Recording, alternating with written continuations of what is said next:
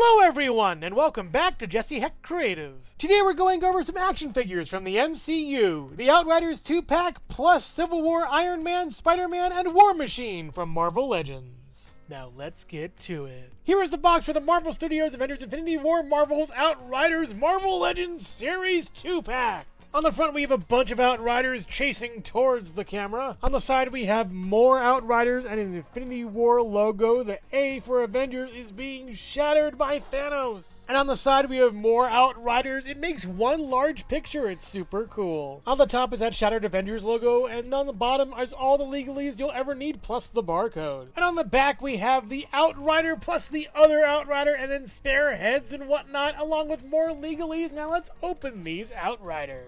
The head sculpt for the Outriders looks awesome. I love this piece. It's so nicely done. The little crags and crackles on the top, all the seam lines, and the gold is really nice too. And that inside mouth is awesome. It reminds me a lot of the Demogorgon from Stranger Things. It's really neat. There's just so much detail in here. All the individual types of lacerations going on. It's just so great. The back is hunched and textured, and the texturing on here is very nice. A little bit dappling everywhere. It's wonderful. It almost looks like an eagle's beak. It's super neat. And for articulation, you get to swivel all the way around and not much else. It's kind of disappointing in a way. Up and down, not really at all. The sculpting is great. The paint is great, and the sculpting is seriously great on this piece. But yeah, I think the head could be way better with articulation. The Outrider body is amazingly done, and I love this piece. We have a lot of texturing going on here as well as some color. The dark gray is almost purplish in the light as well as the gold is almost white. It's really fascinating to see. It's like part cockroach, part human, part gorilla, insectoid, what have you. I just love this. Getting really close, the paint has texture going down it. Very nice. And more of those little cracks and crags on the inside. Coming down to the abdomen, this is beautiful. We have more little cracks and crackles over here along with a little kind of ribcage thing going on, like a trail leading to the legs or something. It's very awesome, and these arms are really nice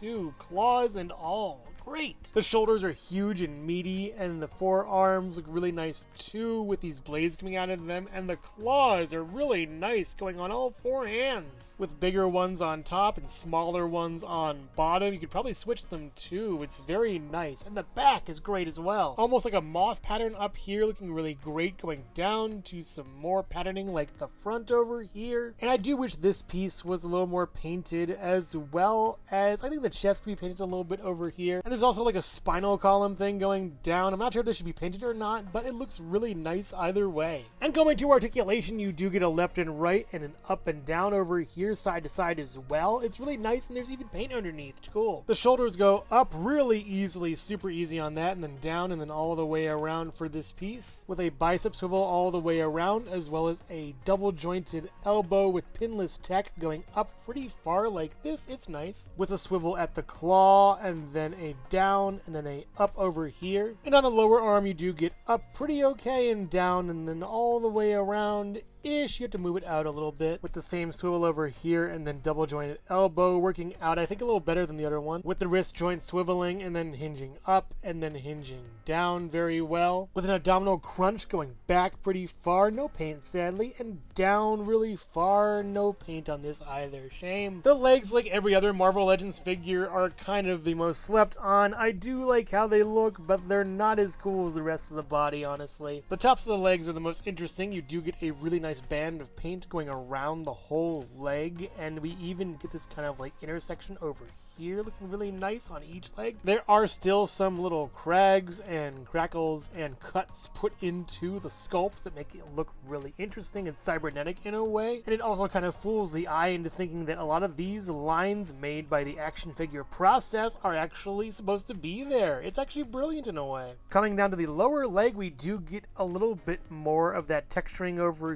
here, looking beautiful, as well as a spike for this part of the leg. Coming all around with that texture going along the leg, really nicely done on this piece. It's super neat on these, and the feet are honestly really boring. 2 toes though, weird. And for articulation, we do get out really far over here and in and then up pretty far and back, not really that far at all, with a swivel that does break not only sculpt but also paint over here. That's kind of a bummer in a way, with the knee joint going up pretty okay. Back, it's just alright, I guess. Honestly, not too great in my opinion. It's pretty bent anyways. There really should have been a joint over here. I wish there was like a swivel, that'd be awesome. Or even a bend, that'd be amazing. But we don't get anything for this joint over here by this spike. And the foot does go down pretty far, up pretty far, with an ankle pivot rocker that looks really nice, and two peg holes at the bottom of the feet, they're really shallow though. On the back of the ankles, there are two mold marks over here. That's kind of a shame that aren't really anywhere that could be hidden or something. It's kind of a bummer. They're almost like weak points or like the Achilles weakness or something. I'm not sure. It's just kind of a bummer that they're here. It's really weird looking in a way. As far as accessories goes, there is a copy of the head sculpt we've already seen. It's the same exact kind of thing, so it's kind of boring honestly. But the other Outrider in the 2-pack looks amazing with this head sculpt. There's only one of these, and that's my one drawback of this set aside from those ankles. There could have been two of these head sculpts. The gold is much more pronounced. There's like fins coming off the side of the head, and it's even more kind of indented over here. It's super neat. We have some Ultron-like proboscis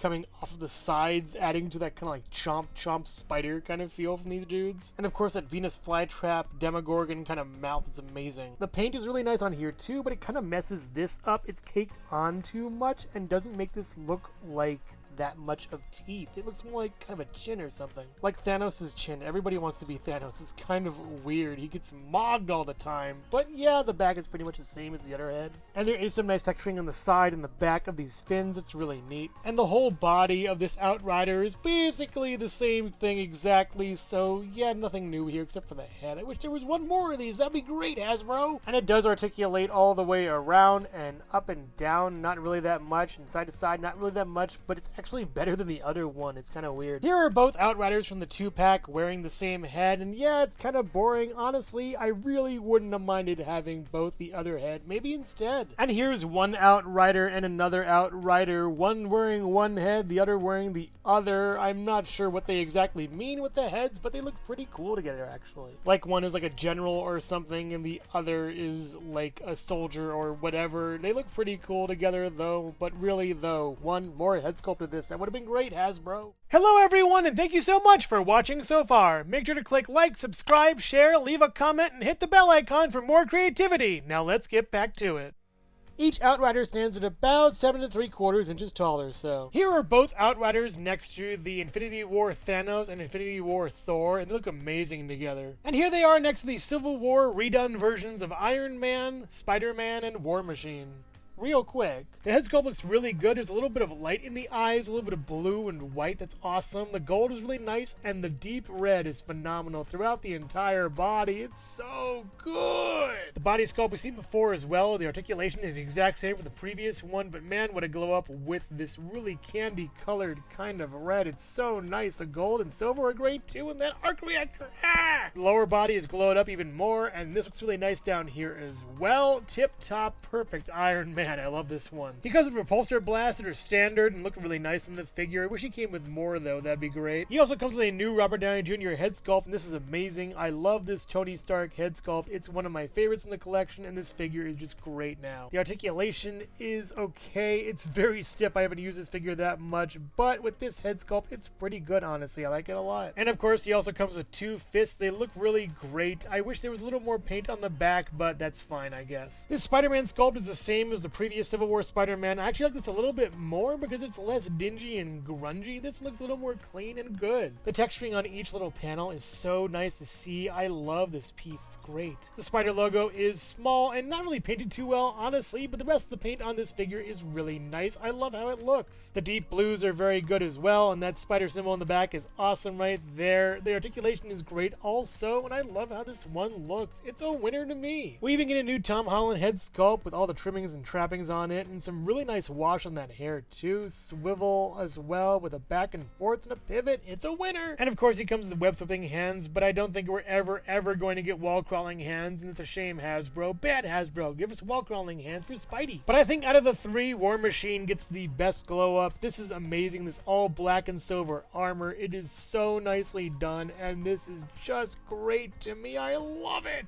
All the same paint around. The white is even more striking on the black, and the reds are much deeper and way better. This is just awesome. I love this piece. He comes with all the same stuff as the previous War Machine and more. This still doesn't fit all that well, but it looks really nice on him as long as you don't move it, and I figured out this fits in here very nicely. It's super cool. In addition to all the other stuff he comes with 2 fists as well as this other piece of material back here that you can shove into this to make it fit better. The other one works that way too. But the biggest miss of this is not having the roadie head for this. That would have been amazing. Don Cheadle, release your likeness, dang it. And for a height comparison, Iron Man stands at about 6¼ inches tall, Spider-Man stands at about 5½ inches tall, and War Machine is about 6¼ inches tall or so. Overall, Infinity or Civil, there has to be a war. The Outriders are really nice figures with some great articulation, sculpt, and paint. The accessories are minimal. I wish there was a spare head once again, but they are awesome. The Civil War trio are some amazing glow-ups of previous figures. Don't miss out on them. They are great. I wish War Machine had a spare head, but that's about it.